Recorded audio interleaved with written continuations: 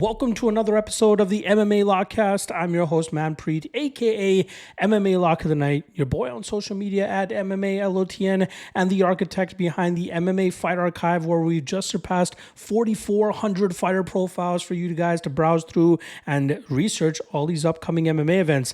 Not just the Contender series, but we cover 17 total promotions from all over the world, updating on a weekly or daily basis, I should say, so that you guys are up to date and ensure that you can study as much as you need to make informed decisions on either bets, or if you're just predicting, analyzing, breaking down, or commentating on fights. This is the best way to ensure that you're getting direct links to as many fights as you can for all these fighters on these upcoming events. There's a 7-day free trial for you to try it out for free, so take full advantage of that. Once again, that is the MMA Fight Archive. A link for that is in the description below.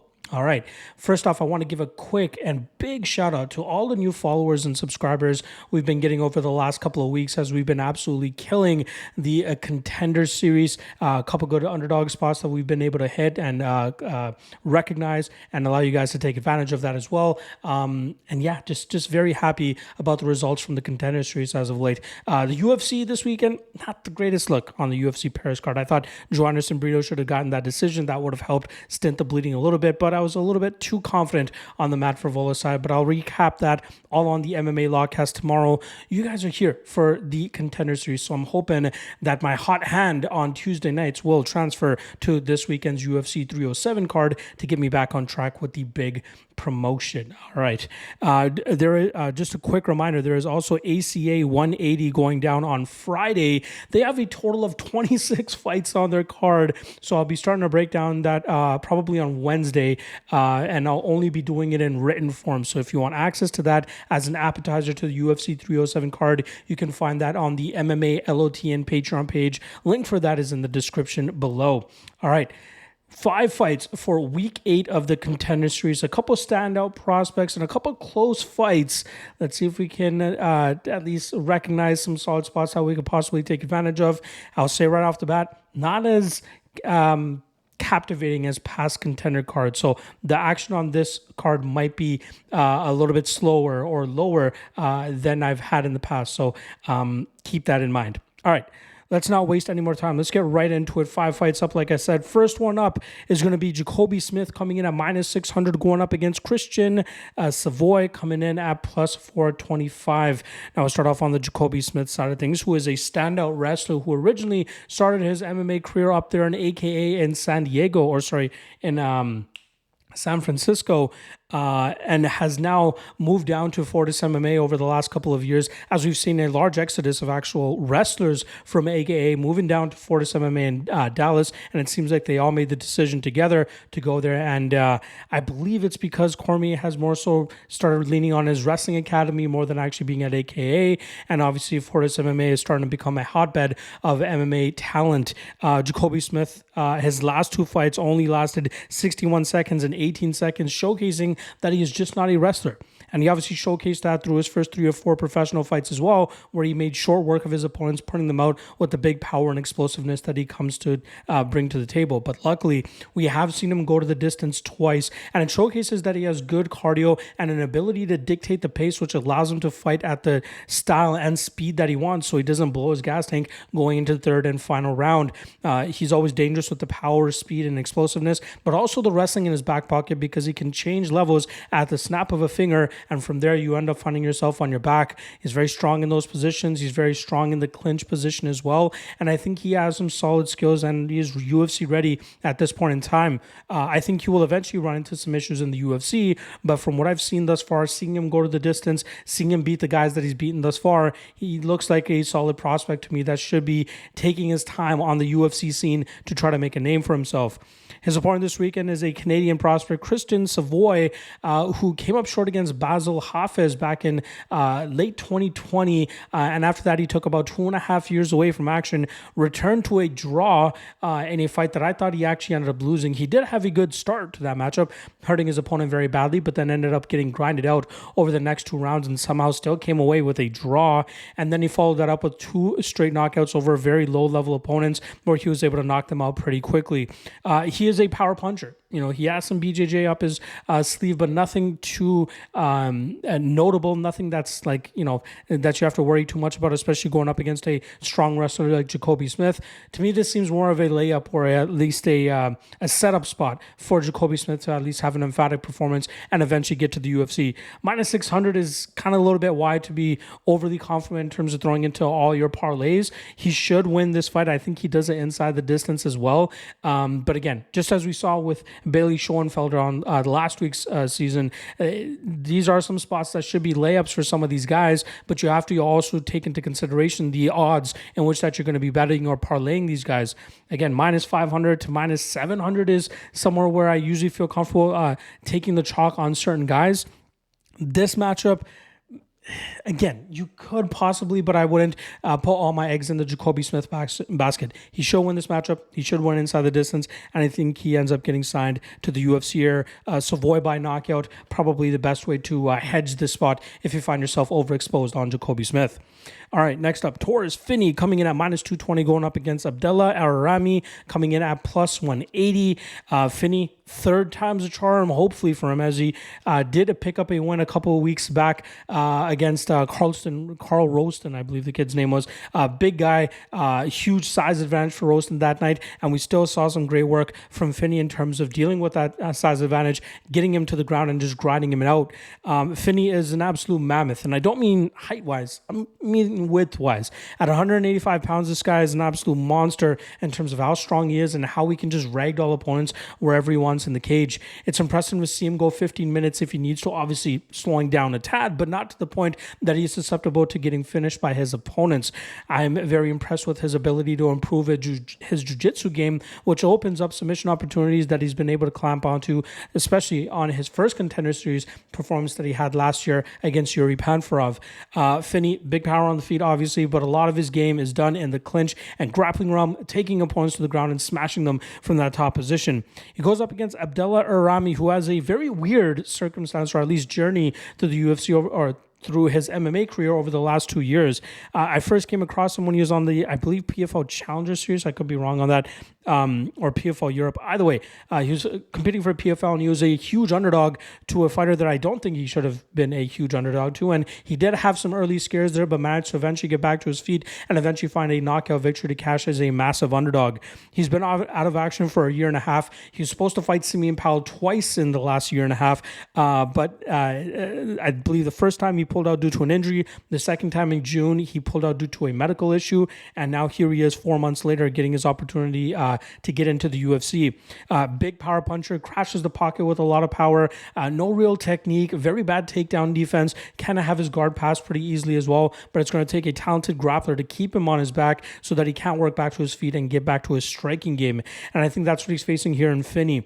I think this is the exact type of opponent that Finney needed to get into the UFC. He should be able to get Er-Ramy to the ground with relative ease, and then from there I think he can pass to a very dominant position, and I think Er-Ramy is going to have huge problems in terms of trying to get a guy like Finney off of him. I know Er-Ramy has fought at light heavyweight in the past, but he was just a big middleweight, maybe even a big welterweight, but I do think that Finney is more than capable of obviously keeping him down, smashing him from that top position, maybe opening up a submission opportunity, which you can get at plus 600 on Finney, but even just Finney inside the distance at plus 130, I think is more than worth a shot, because I do not think that Er-Ramy can deal with the top pressure that Finney will be laying down on him here. So look for Finney to finally get signed to the UFC. He should have a dominant enough performance here to get a finish as well. All right, probably the fight that I am looking forward to, maybe the most, maybe second most on this entire card. We got David Martinez coming in at minus 155, going up against Xavier Franklin, who comes in at plus 125. Now, we'll start off on the David Martinez side. I believe former Combate Global champion, riding a 6-fight winning streak, and he continues to impress with every single performance. This guy comes from a kickboxing background and does a great job in terms of utilizing his footwork and his ability to stay safe at distance, and then finding the correct opportunities to crash the pocket, land a combination, and then get back out into distance before eating too much damage in return. He also has a great gas tank as well, as we've seen has finished his last 2 opponents in the 4th round of their championship matchups. And he's also done a one-night tournament where he picked up 3 victories in a row, including a finals victory over former UFC fighter Francisco Rivera Jr. I think Martinez is a very solid prospect and a guy that can make some noise in the UFC, especially with the durability and cardio we've been seeing from him. Mix that with his striking heavy approach and his impressive takedown defense and ability to stay on his feet. This kid looks like the real deal, and I think he's more than capable of getting a win this weekend over a very tough Xavier Franklin. Now, Franklin is a fire hydrant of a man in terms of just short, stout, a lot of power, a lot of explosivity, and does a great job in terms of exploding into his combinations and knocking his opponents out. Although his record reads 5-0, he actually lost his first professional fight to Diarra Culpepper, who is a solid prospect on the Texas regional scene, but unfortunately, Culpepper got caught for smoking dope. He was smoking weed. He tested positive for weed, and the fight ended up being changed to a no contest. Franklin had a ton of troubles in that ton of issues in that fight, dealing with the height and reach advantage that Culpepper had, allowing Culpepper to just pick him apart from distance and end up winning that fight on the scorecards. It did end up going to a split, which I don't completely understand, as I thought Culpepper did more than enough damage to warrant getting a decision victory, even 2 of those 3 rounds. Franklin, though, has bounced back with 5 straight victories, finishing pretty much every single one of his opponents, doing a great job in terms of just stalking his opponents, walking them down, and then finding the perfect opportunities to let his combination strikes go. He doesn't chase the knockout much, but he does chase his opponents down in terms of just walking them down and stalking them, and then eventually just finding those openings to land those big shots to get that knockout going. We don't often see him seek the takedown or grapple heavy approach, but he has shown off some decent BJJ skills, which leads me to believe that is a possibility for him this weekend against Martinez. Now, both guys are probably best in the striking round, but I think that the better striker and the better technical striker here is David Martinez. I think his ability to traverse the cage and his footwork will allow him to set up some traps that he can spring on Franklin and utilize that to counter him and land the bigger and more devastating blows. I'm not entirely sure if Martinez will be able to knock him out in this spot, but I think he'll be able to land enough damage throughout 15 minutes to get his hand raised on the scorecards. Again, Franklin by knockout is absolutely possible in this spot, so maybe taking a head spot on him to win by knockout may be a good way to reduce any risk on Martinez here. But I do think that Martinez wins this fight pretty, I don't want to say convincingly. I do think it plays out somewhat close, but at minus 155 on Franklin, on Martinez, I think it's worth a shot to at least win 1 unit in this fight. So I'm going to go Martinez by decision. But again, look out for that big power from Franklin because it could definitely cause some problems. All right. Next up, co-main event, we got Alberto Montes coming in at minus 260, going up against Carlos Calderon coming in at plus 200. Now, Alberto Montes was actually scheduled to fight former Contender Series competitor Robbie Ring, but Ring pulled out an in-step Calderon, I believe last week or maybe even 2 weeks ago. But Montes, originally known for his striking prowess, Taekwondo, a lot of flashy kicks, a lot of spinning stuff, a lot of flying stuff, but it's really been his BJJ that has allowed him to get his last 3 wins.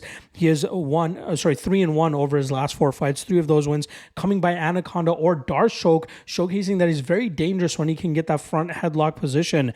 A lot of his opponents have gone for desperation takedowns, and he immediately slaps on that choke where he's been able to do a great job in terms of dragging these opponents to the ground, getting the position that he needs to, locking up their legs so that he can get the maximum squeeze and leverage to force the tap from his opponents or put them clean to sleep. His striking, again, that's probably what he was known best for originally, but he's done a great job in terms of getting to his grappling game, usually defensively, and then that ends up leading to him getting his submission wins. He was formerly from MMA Masters, but after he suffered his first professional loss against Ira Lukowski, that was a fight where he lost by knockout. Again, he was, I think, controlling the majority of that fight until he got caught in the opening mirror of the second round. He ended up taking off about 2 years. I believe it was about 2 years. Yeah, 2 years, having to deal with a knee injury, but also ended up changing his gym, joining the likes of the Goat Shed, which seems to be growing in popularity down there in Florida. Yeah, he's still very talented. He still has a ton of potential. And I think that loss to Lukowski was more of an eye-opener for him. And I think we'll see him learn a big lesson from that. He's going up against Carlos Calderon, purple belt in BJJ, originally training out of Team Elevation. He's joined a new team in Colorado called Havoc MMA. Last time around, we saw him pull off a submission victory over Chris Ellis, and that was a fight. Chris Ellis, big power puncher, actually landed the big power on Calderon, but Calderon managed to shake the cobwebs, get the takedown, and eventually get that rear naked choke to get the submission victory. And that's usually how he looks to get his wins. Looking to get opponents to the ground and utilizing his aggressive BJJ style.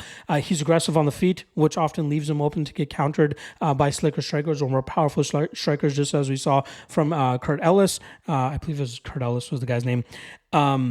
But again, gets to the ground, becomes very aggressive, either off of his back or from that top position, busy with elbows, looking to get that submission, looking to get arm triangles, triangle chokes, rear naked chokes, very good in that aspect.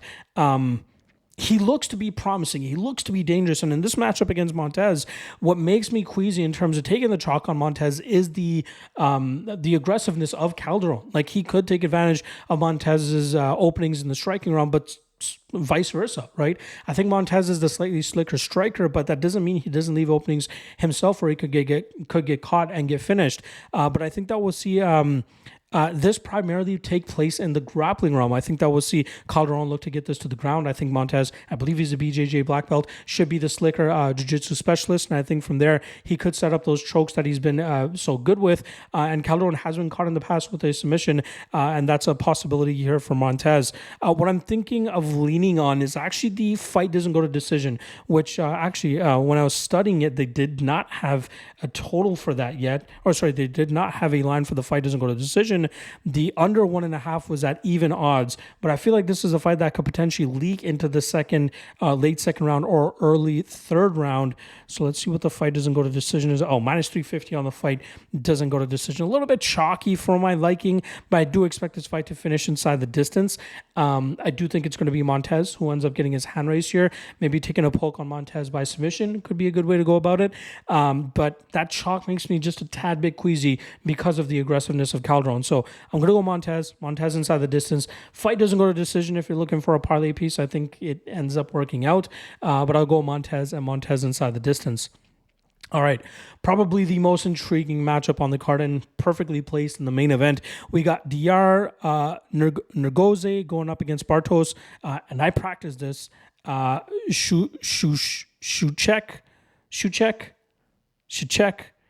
something like that. I'm gonna go with Bartos for the rest of the breakdown here, but I tried to get it right before the podcast hit record. So Szewczyk is what we're going to go with. Anyway, minus 110 on both sides. That just shows you how close of a fight this is. So let's start off on the Nurgozhay side, who's a 9-0 prospect.